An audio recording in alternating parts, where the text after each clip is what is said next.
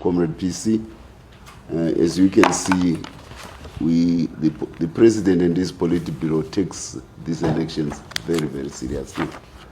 This is the second day of an extraordinary sitting of the Politburo as the National Elections Directorate of Zanu Pf. This is to supervise our primary elections and add finality by endorsing the candidates we have been voted for by ourselves and as the electoral college of this massive exercise. Generally, it went very well. We are happy with the diversity of the candidates. A lot of young people came forward to be candidates of Zanu Pf. This reflection of the smooth passing on of the baton between the old and the new, and that is befitting of a party, the part of the Zimbabwe Revolution, the party which has been around from the birth of nationalism in the 1960s, the party which founded the Zimbabwe state by Zanla and Zipra as the military wings, which are now the backbone of the Zimbabwe Defense Forces. So you can see that it's a part of continuous renewal, Zanu Pf. And yes, there are many young people, but there are also older people who have been retained in their various constituencies. What it reflects is that it is the appeal of a candidate to the voter which matters. Age is important, gender is important, but also its dedication to the ethos of the party. So those who were chosen by the people in various provinces, they've been almost a 99.9% endorsement of the will of the people. There's never been any central direction by the party leadership to say we are the Politburo, therefore we are having guided democracy to put this one and not that one. No, it was the expression of the popularity of the candidates from the voters. The instances in Harare, which are an exception, where there was a rerun, is because there was violence in Harare. And we felt, and the president is very strong on the issue of zero tolerance to violence, we felt that the voters were not given the rightful atmosphere to express whom they wished. The X is supreme. The X of the voter is supreme. So any other resort to extra voting measures for a candidate to ascend to become the party choice in the coming elections is not being entertained, and we will not. And the president is broking no nonsense on the issue of violence. You may remember that as we went into the elections, we actually had to dismiss a very hard-working young man in Epworth because of the issue of violence. We then proceeded to equally do the same thing during the endorsement of the candidates, and we are going to have reruns in Mbare and Churu. It's we say charity begins at home, and that's what the president is saying. We will not accept any violent streak as a vehicle to the accession of candidates by any of the members of the party. And it's a warning that as we proceed, any member of the party who is engaged in violence, there will be either disqualification or there will be a reruns. And if there is any of that violence again during the rerun, the culprit candidate will automatically be disqualified. Period. We will not entertain bad apples who tamper with the choice of the people of Zimbabwe in their exercise of their democratic right to choose whom they want. We are a party which came, as I always emphasize, from ballot to office, even when we were on the verge of bullet to office in 1979-80. So the X is sacrosanct in the ethos of Zanu Pf as a party. This is by far in contrast with what's going on in the other party, where the processes are not transparent, the structures are not even existing. where they say we campaign during the night like birds or owls when people are asleep, where they say that a coterie of the leader is the one which chooses the candidates in a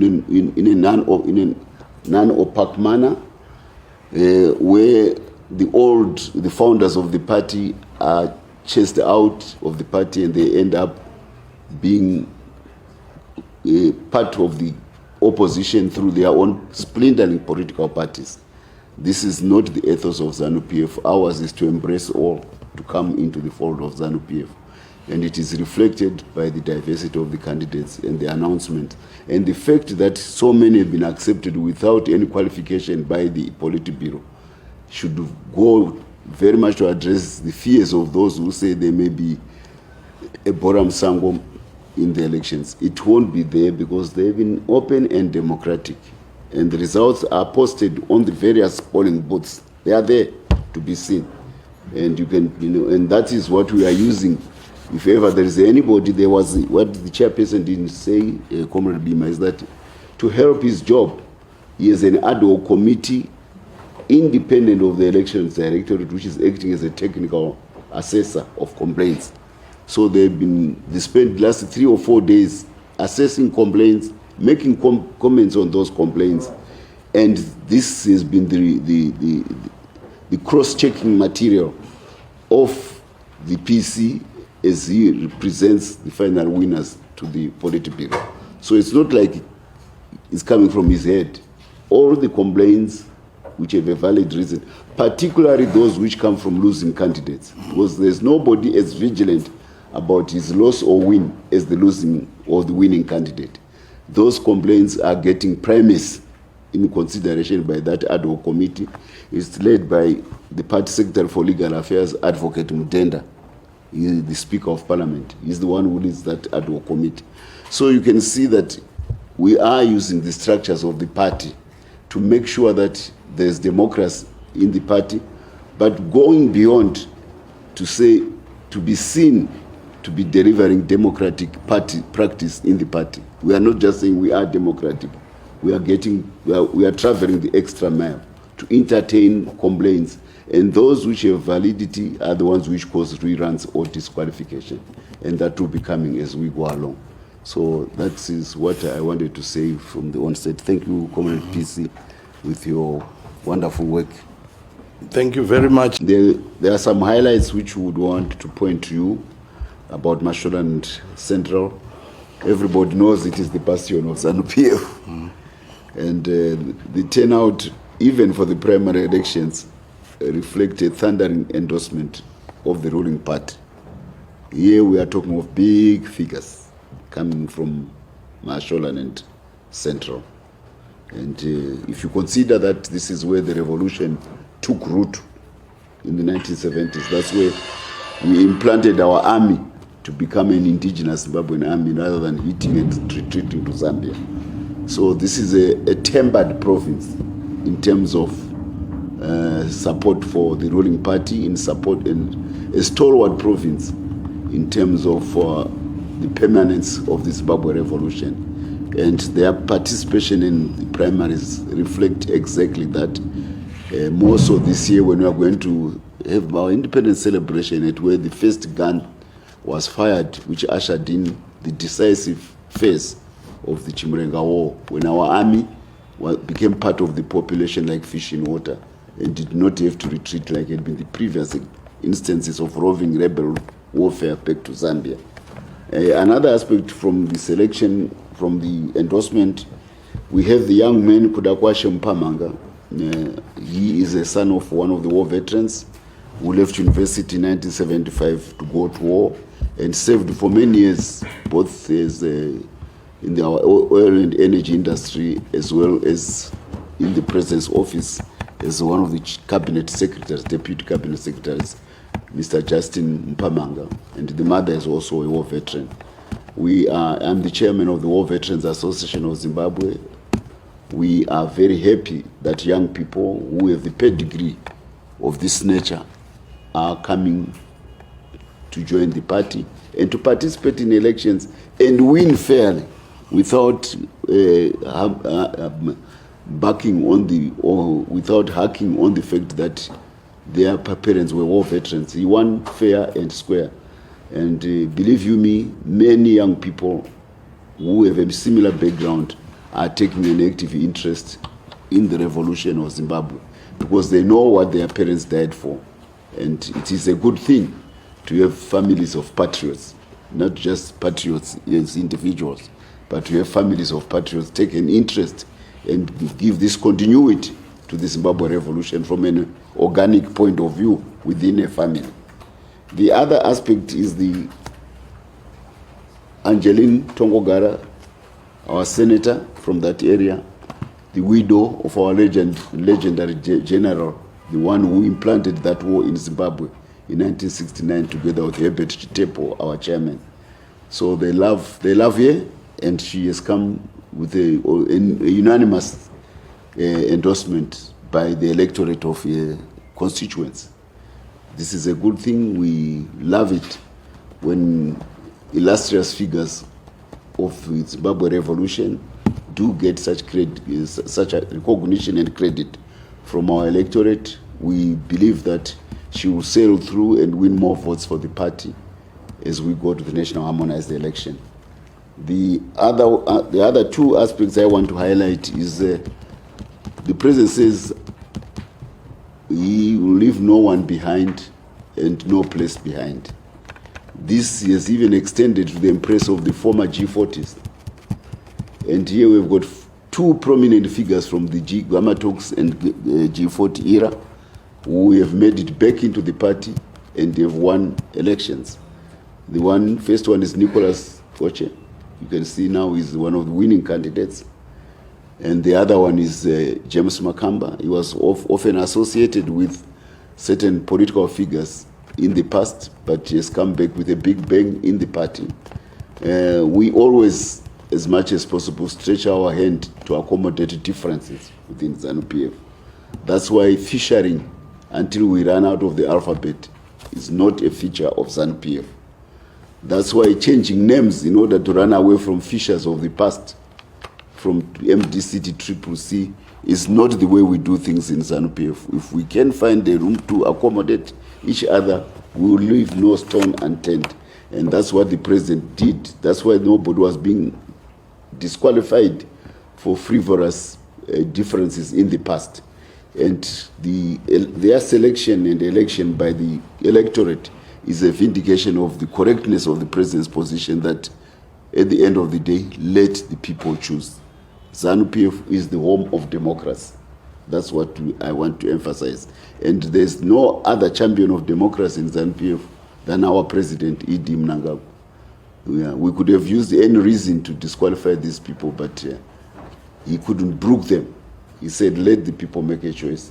And then they are successful candidates in Mashonaland and Central. I thank you, Comrade MPs. Thank you very much, Comrade Mtswangwa. And the other one too is Comrade Okora. Also, you know, he had gone with the Gamma Talks, and he was a former Minister of Education, you know him. So he won as a candidate. We are very happy and we congratulate all those openly. Actually, there was some clapping when these names were said to be winners, which shows the spirit at which the party is welcoming them. This is the work of our PC. He's the one in charge of returnees of all sorts. These are returnees of a kind. Thank you, PC. Thank you very much. My last intervention, to add more to the people who have been embraced, who had left the party because of the convulsions of the last, leading to the Second Republic. You see Beatrice Nyampinga, she's back. She was in Parliament before, fell out of the party, and she came back and she contested. She was not deterred from contesting because of this recent past. Noah Makondo, of similar persuasion, he also was allowed to contest, which really shows that we are making every effort to reach out to anybody under the Zanu Pf Imba. There's room for everybody in Zanu Pf. And the popularity is reaching out to some personalities, you know. I used to know Farai Jere, I think was associated with the Green Machine, isn't it? Yeah. Caps. a time when it was doing very well. So here is a prominent Zimbabwean personality in the soccer domain who has decided to join the political fray in order to see what he can do for the Zimbabwe people as an MP, and he has made it. So again, we are all embracing as a party, the youth, those from other walks of life, and the old, the gender positive aspects by the women's quota, which you see being announced reserved for women. And we'll be filling up with the youth quota because we want to make sure that it reflects the balance of young men and young women. So this is Zanu Pf Imbahuru inokwana munhu wese, I think. Thank you, Comrade Mtswangwa. Just to add as well that, as you know, the party, as a way of encouraging women participation, came up with this, with the women's quota, where we are talking about 60 seats reserved for women, and therefore stands that every province must have 6 members.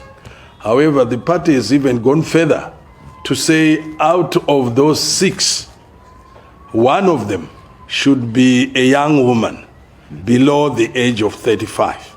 Yes. Some of the provinces have conformed, and those who haven't, we will be going back to them so that they conform, so that one of the 6 must be a young woman of 35 years or below. Yes. This is an appeal to the girl child to say that there is room for you in politics. We always say the freedom of the Zimbabwe woman is not something which is a charity from men. You can't fight and win a people's war during the war when half of the population is not participating, because we had to fight a people's war. So we had to make sure that everybody was mobilized and galvanized to fight. That includes the other half of the population.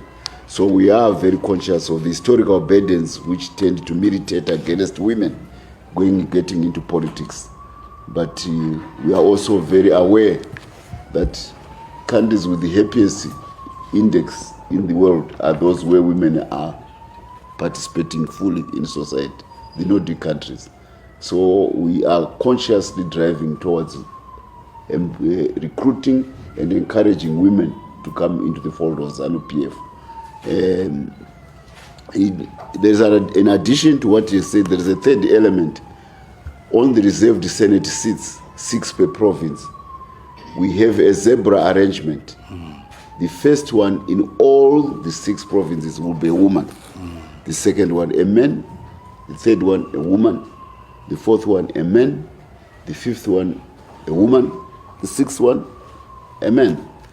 So in constituencies where we get 100% support and we win all the 6 Senate seats, you can be assured that there will be 3 women from Zanu Pf who will be representing the party, in addition to those whom he has mentioned. So we are doing our best to address the gender issue and doing our best to encourage, to give hope to the girl child that there is a life in politics for women. This is the thrust of a revolutionary party. We want the whole society to be engaged in the governance of that society. This is democracy at work in Zanu Pf. We still have Matabela and so. We are holding very high hopes about Mat North. The by-elections which have been going on there clearly indicate that the party is gaining ground, especially in the Binga area. But you also notice that some of the biggest investments in infrastructure this country has seen is in Mat North. From 2 aspects, there is the Gwaishangani Dam, which will change the lives of all the people in Mat North, all the way to Bulawayo. Then there is the huge investments in the energy sector in Wanke. Just last week, we managed to fire a new power station, 330 megawatts. This is a coal-fired plant in Mat North in Wanke. We expect another one to be going on stream in the next couple of months to address the perennial power shortage by a very reliable source which God gave to Zimbabwe, which is a coal, more reliable than the waters of Kariba. You saw what we went through in the year of drought. So, and I'm told now there's a private power station going on, already supplying power from Hwange. Another one is on the cards, and a big one is also on the cards. But beyond supplying power, we are also doing coking coal in Hwange. We now export coking coal to South Africa after our own internal consumption. We export coking coal to the DRC. We export coking coal to Zambia. This is a new phenomenon. This is a new development in Zimbabwe. That's why the country is beginning to earn so many US dollars, because our export drive is gathering pace. And Mat North is right at the center of these new developments, these new investments. So we are confident that we have a message which will resonate with the populace in Mat North because of the attractive investment climate which is being pushed by President Idi Mnangagwa and his Second Republic, and also his partiality towards some of the cherished projects like the Mchabezi, the Gwayashangani Dam. These are projects which are of national importance, and they are happening in Mat North. This is something good. You contrast now with the other party. Never do you see Chamisa with a businessman. Even when he goes to America, where there are some of the best business people in the world, he hobnobs with the politicians who are waiting for trinkets from their government. He doesn't talk to businessmen. So how do you expect such a kind of person who has no vision about how to develop a country to actually, his ticket is suffering, and we are determined to show that our ticket is hope and economic success for the Zimbabwe population. And no province is showing as much promise as Mat North in this aspect. So we will campaign hard between now. You have been told already the elections will be coming between July and August. I think you now know the ballpark dates. By the time we get there, the Triple C will be history. We are determined to bury an indigent and useless party which does not know its responsibilities to the urban electorate to which it has been serving for the past 2 decades, with nothing except putrid decay, no industries, rivers which come from roads during the wet season, no collection of rubbish. Everything negative about neglecting a city is the hallmark of Triple C. And then they blame it on the central government as if they are not elected. Why get elected if you are going to be indigent? You might as well say, andichatode kuvoterwa because July mwavandoda kuzoblame. Now you are riding the bike and you are riding the horse and you want to blame somebody else. This time we will be driving hard the urban electorate to make sure that the Triple C loses because of their negligent account of the urban constituencies. That's why we're working so hard as a party. You can see the selection of candidates is a serious affair to us. Spending so much. Now this is going to be the third day tomorrow on the same issue when you will be back again. So thank you so much. We're going to have, no, we're going to have rerun, complete. And we emphasize to the candidates, if ever you commit an act of violence or impropriety, this time your opponent automatically wins. If both do, they will be disqualified, both of them.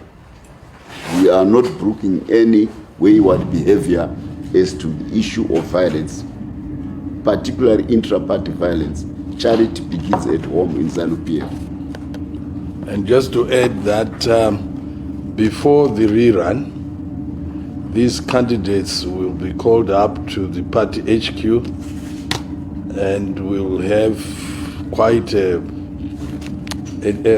discussion where all these issues will be stressed as... Earlier on Harare province, I commented on the issue of violence. But beyond the issue of violence is also a consideration of the ethics, whether the behavior of the individual generally in society or specifically during the elections, it fits in with the ethos of the party of the Zimbabwe Revolution, Zanu Pf. It is in this instance that in Chipinge South, there was Nyamudzo Robert who was disqualified. The reasons is that he allegedly owns a factory at his home, and it is one of the biggest brewer of Tumbwa and Toriro. This guy, I saw some frightening pictures of small bottles in their millions, which allegedly are used to bottle this dangerous stuff. You will recall that 2-3 sittings ago, the Politburo had a big session, a long session on the issue of drug abuse, particularly trying to push drugs through our young people in schools, in primary schools, even, in secondary schools even. This is a menace which the country is facing, and the fact that our currency is now the US dollar, because we're earning so much US dollars, and it begs me, people saying the country is being looted. Why are we having so many US dollars in the economy if you are being looted? So it has made also the drug pushers become a menace in our country, because they don't need to convert their earnings into any other currency. You sell this, you bring this, you buy this stuff on the global market in US dollars, you push it, you sell it in Zimbabwe in US dollars, and you go back and buy some more. So kunaga kwezvimwe kushata kwezvimwe. So unfortunately, this candidate has been caught up in that, and the party is determined to show to the public that when we say no to drugs, we walk the mile. We will not embrace people who have a cloud over them because of is questionable or nefarious, if not outside illegal and dangerous activities which kill the fabric of society. Drugs are bad. They are pushed into the inner cities of America to make black people not be part of American society. China fought against the British in colonial times because of the Opium War, when the British were pushing opium to the Chinese people so that they become indigent. So we will not accept that in Zimbabwe. We have a very hard-working and promising future for our youths. They cannot be waylaid by drug pushers or those who push alcohol to them, alcohol which has not been tested in laboratories and for which they do not have licenses for. There are private distilleries which then push this menace to young people and then destroy their lives, destroy their prospects of careers, and frustrate the parents' desire that their children can be useful members of society. So this gentleman, this candidate, has fallen foul to that stricture of the party, and in his place, the number 2, who is Porusungazi, is the one who has been now declared the winner. He has been disqualified because of, and I'm also told that he's got a court case actually still going on. But for drugs, we as a party do not have to worry about until you are innocent until proved guilty. No. If society sees you as discharging that kind of nefarious role, and there's evidence, the party has got a higher bar than the one of the Minister of Justice or the Constitution of Zimbabwe. It's an ethical issue, and the ethos of Zanu Pf do not allow for people associated with merchandising alcohol, illicit alcohol, dangerous alcohol, to young people who otherwise deserve a better future if they are given a chance to go to school. This is why he was disqualified. The other one is Mutare South, Arawa Godfrey. He has been disqualified. There is evidence that ballot papers were tampered with. It may not matter who tampered with the ballot papers, but we do know the party established the beneficiary of that tampering. So, it's, the law of agents boomerangs to the candidate. So he has been disqualified because there are allegations and they were brought into the Politburo that there was tampering of figures by this particular candidate or his agent, or it was for his benefit. So you cannot, and the impact was very material to the outcome. The tampering was very material to the outcome of the elections. So we had to, the president says, I will not tolerate such kind of conduct within my party, and the Politburo also expressed the similar views. So he's disqualified. He's disqualified. So we are not, this is not a part of friends or relatives or clansmen. This is a part of committed cadres who want to make sure that the party goes well. In similar vein, there's a candidate, a young candidate called Moses Ruona. He became a candidate in Makoni West against Comrade Jennifer, Honorable Jennifer Muswere. Yes. We tried to follow the paperwork of this candidate from wherever he was working as a party cadre before he went to he was moving from Mat North to Makoni West in Manicaland. The paperwork doesn't fit. Some of the letters, they were actually written at the height of COVID, when the party was not, when the statutory instrument had stopped all political activity. So how he could have obtained a letter of transfer from one province to another at exactly the same time that we had no party activity, through a damper on his credentials to stand as a candidate in Makoni West. Furthermore, the hierarchy of the party in that province was not in the picture of his transfer, and there seemed to have been a retroactive attempt to justify his transfer in order to make him a candidate. The system has flushed him out, and he is now no longer a candidate, and Comrade Jennifer Muswere stands for him. Those are the aspects of ethos and of ethics, and also aspects of threatening criminal behavior, but also of dangerous conduct by certain candidates which militated against